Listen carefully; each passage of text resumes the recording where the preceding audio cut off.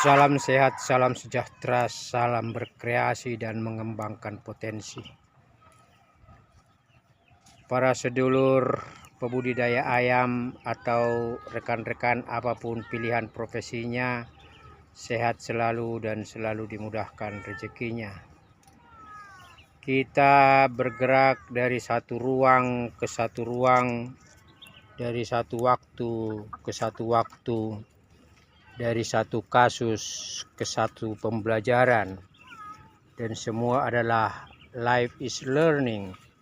Hidup adalah belajar, long life education, pendidikan seumur hidup, sehingga kita bisa bergerak dari kuadran tidak tahu menjadi tahu, dari kuadran tidak punya keahlian menjadi punya keahlian, dari kuadran kemudian tidak punya relasi akhirnya punya relasi, dan dari satu ketidakmauan mengerjakan menjadi mengerjakan. Kita bergerak dari kuadran 1 ke kuadran 2, kuadran 3.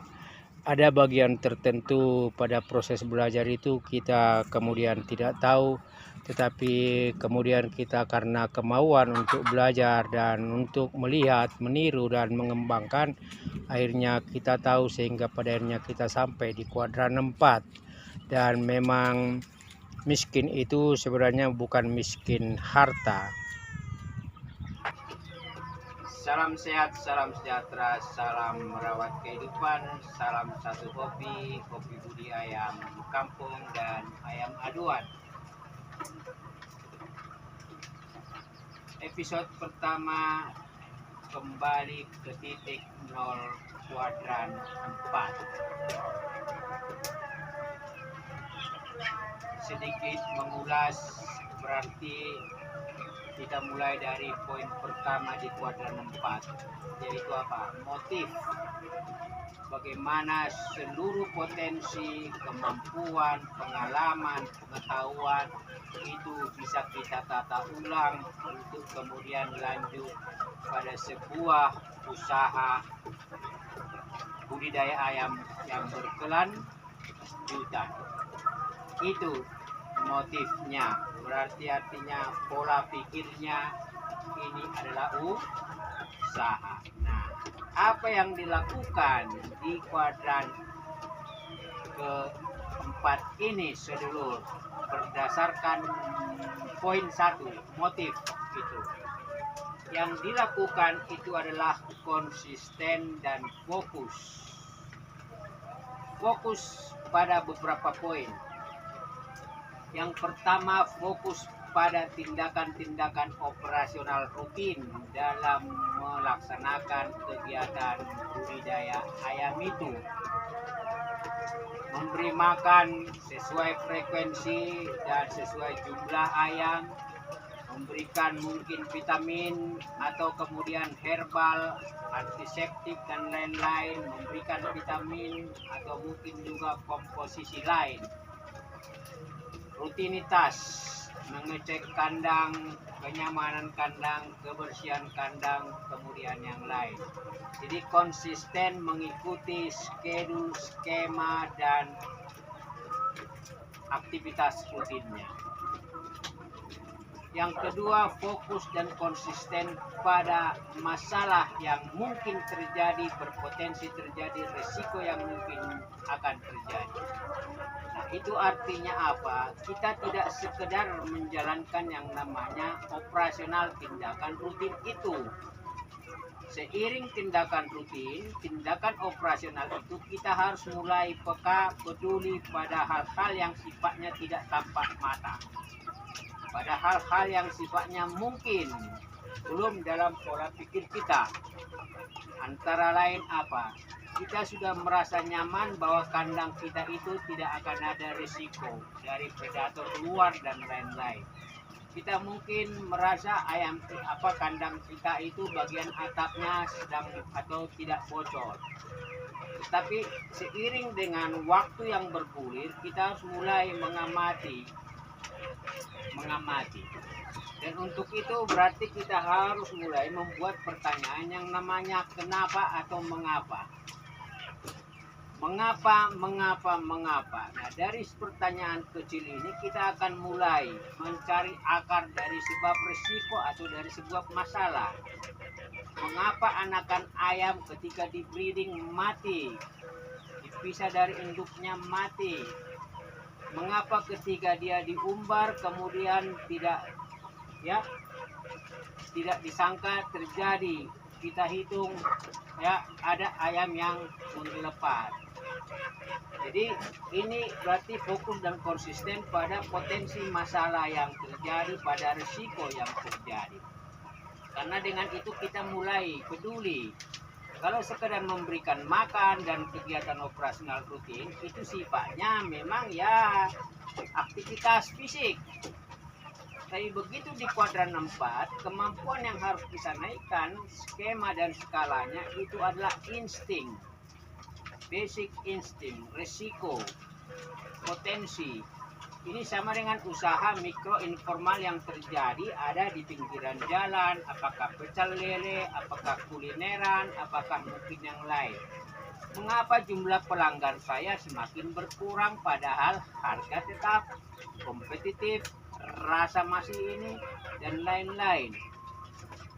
Mengapa kok seperti penjual sayur, mengapa kok ini saya terus aja menjual sayur yang udah busuk, buah-buahan yang besok akan busuk, dan lain-lain.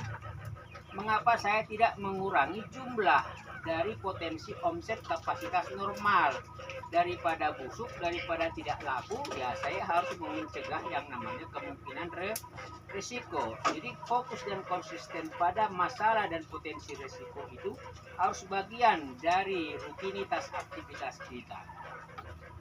Fokus yang ketiga dan konsisten yang ketiga adalah pada bagaimana kita menambah 10% motif berprestasi. Kalau saya sudah punya kelompok indukan satu, memungkinkan enggak ini saya buat menjadi 2 kelompok indukan? Berarti bersabar memelihara darah-darah atau jejalon yang ada menjadi pacet atau kemudian babon. Tetapi berpotensi enggak? Memungkinkan. Berpotensi. Bisa enggak kita naikkan satu tingkat 10%, 20% motif untuk menambah? Tantangan. Jangan kita lihat hambatannya, jangan kita lihat kendalanya. Tantangan itu yang menaikkan poin kedua dan poin pertama tadi. Artinya apa? Dengan melihat sebuah omset target yang lebih tinggi, berarti kita dipicu untuk kemudian lebih kreatif, lebih inovatif melakukan tindakan-tindakan yang kita lakukan. Usaha mikro informal apapun harus ke arah sana. Poin pertama, poin kedua, poin ketiga tadi. Aktivitas rutin, membersihkan meja, supaya pelanggan itu melihat bersih, supaya nyamuk lalat itu tidak datang. Kemudian membersihkan tatanan barang-barang yang supaya gampang mencarinya dan lain-lain. Lalu kemudian berpotensi mengambil risiko atau mencegah risiko. Lalu kemudian tadi menaikkan motif berprestasi. Apakah ketika saya menjual satu item saja, memungkinkan nggak saya membuat item lain yang berpotensi tarik menarik? Jualan bakso di sampingnya pasti ada minuman, kan? Atau mungkin bisa kita lihat kemitraan antara satu pedagang dengan pedagang lain pada satu lokasi. Mereka saling mengisi. Itu artinya apa? Ketika kita tambal ban, memungkinkan nggak kita menjual oli? Memungkinkan nggak kita menambah atau menjual es minuman supaya menaikkan tambahan omset? Artinya apa? Motif berprestasi di fokus dan konsisten poin ketiga ini yang akan mencoba menaikkan tangga-tangga berikutnya. Karena apa? Omset itu, jumlah ayam itu, jumlah income dari penjualan ayam itu hanya terjadi ketika kelompok indukannya bertambah, ketika jumlah anakannya bertambah, ketika proses perbesaran jumlahnya bertambah. Dan itu yang akan merangsang kita untuk naik, menantang, dan kemudian I can do it, saya akan bisa lakukan itu. Jadi risiko dan masalah itu menjadi bagian dari sesuatu yang menarik untuk kita ciptakan. hambatan dan tantangan itu menjadi stimulator atau kemudian rangsangan. Oh, it is easy, itu gampang, tapi bukan menggampangkan masalah, ya. Tapi kita mulai peka, peduli. Artinya apa? Tidak lagi semata-mata pada tindakan rutin dan kita tidak peduli. Nah, ini artinya apa? Poin pertama, poin kedua, poin ketiga tadi menaikkan motif berprestasi, target omset kelompok indukan dan lain-lain.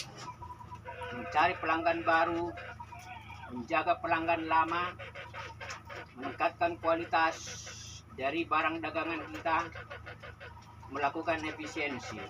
Nah, fokus dan konsisten yang keempat itu berarti adalah satu, melakukan yang namanya efisiensi pembiayaan. Pada bagian mana kita bisa mengurangi kemungkinan risiko? Pada item barang apa yang bisa kita kurangi ketika tidak laku berarti kita kurangi. Tetapi tidak mengurangi kualitas dari. Ya. Ketika budidaya ayam melakukan namanya pacakan racikan, apakah ayam mati? Tidak juga. Apakah kemudian ayam kurus? Nah, di situ persoalannya. Berarti kita ditantang untuk melakukan ramuan formula komposisi dari pakan racikan kita. Ketika kita budidaya ayam, ketika kita jualan soto, jualan bakso atau barang dagangan, ya, sembako dan lain-lain, di situ kita mulai, ya, menaikkan yang tadi namanya potensi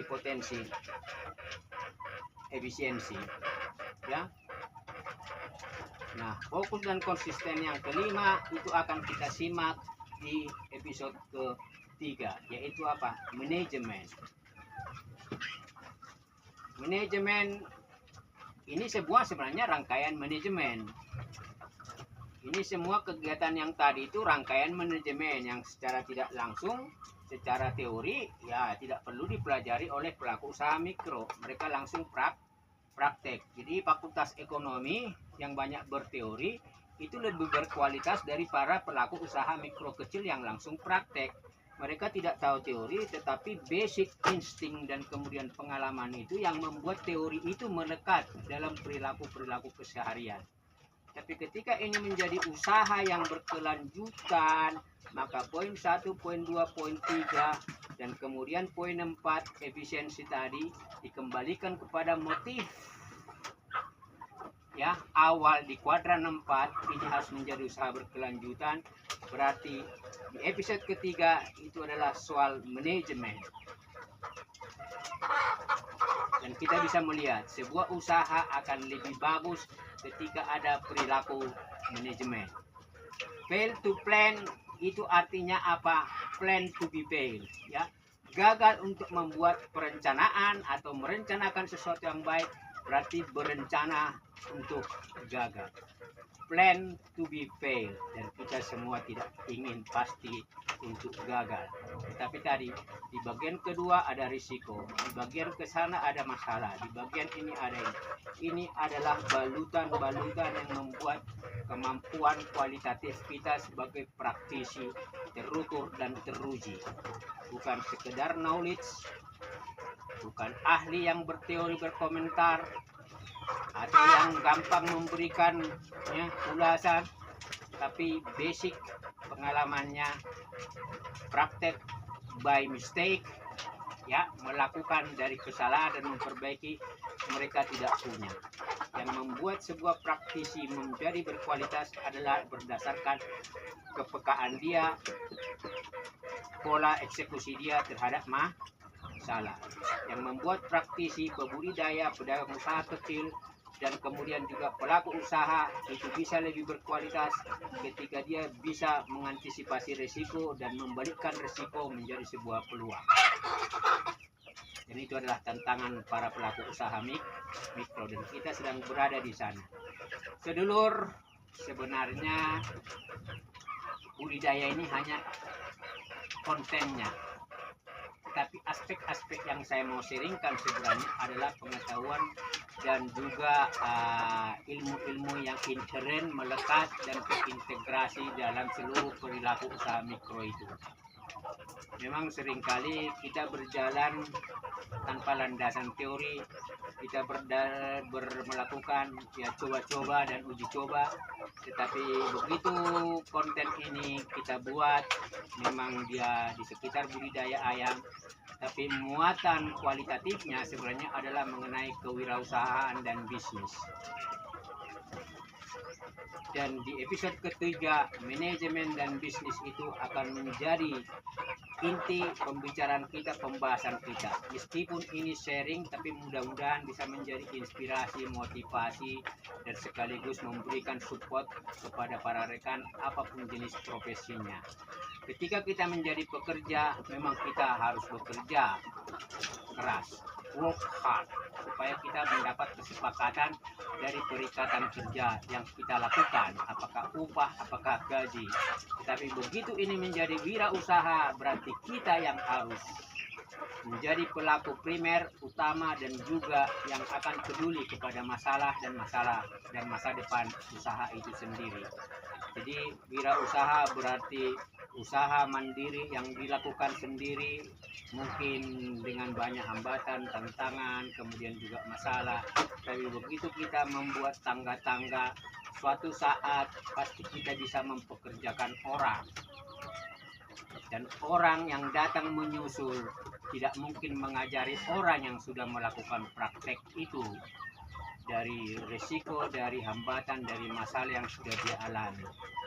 Artinya apa? Tidak mungkin orang yang datang bekerja ke kita mengajari ikan berenang, karena kita sudah memasuki arena kolam renangnya, dan kita sudah mengetahui di mana ya bagian-bagian dari kolam profesi itu, kolam dari budidaya itu yang kita sudah tahu, dan kita harus mengendus potensi cuan atau rezeki dari budidaya ayam atau apapun pilihan profesi kita. Dan itu ada di episode ke-3.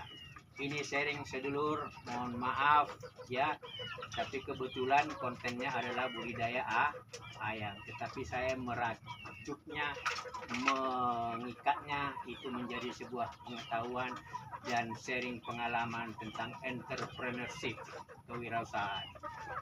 Sukses buat sedulur semua dimanapun berada. Salam sehat, salam sejahtera, dan rezeki Anda semakin dimudahkan. Dan ulah poho, jangan lupa ojo lali like, subscribe, dan komen.